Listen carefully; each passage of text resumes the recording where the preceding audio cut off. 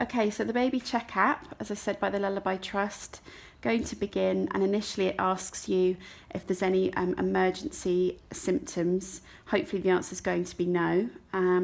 Then you start the check, and it asks you a series of questions about signs and symptoms of your baby.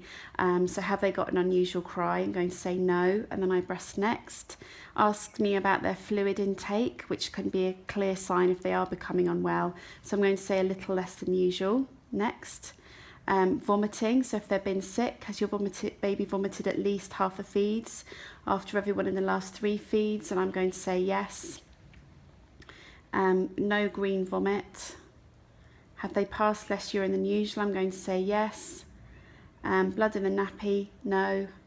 Drowsiness, not drowsy. Next. More floppy than usual. I'm going to say no. Next. Is your baby watching you less than usual? No. Next. Is your baby responding less than usual to what is going on around them? I'm going to say no. Any difficulty in breathing? Looking pale, same as usual. Not wheezing. Asking you quite a lot of different questions to get a really clear picture of what's going on. How quickly does the blood return? Colour return in your baby, less than 3 seconds when you press on them. Do they have a rash? No. They're worried about a hernia. Is there a bulge? I'm going to say no. Temperature? Is there a temperature? No. Has your baby cried during the checks? More than a little grizzle? No. Finish.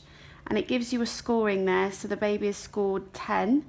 And it says between 8 and 10, the baby is unwell but is unlikely to be seriously ill. So it does then give you some indicators as to what you should do.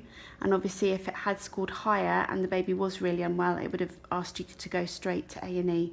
So that's the baby check app by the Lullaby Trust, which we would highly recommend to have on your phone or iPad.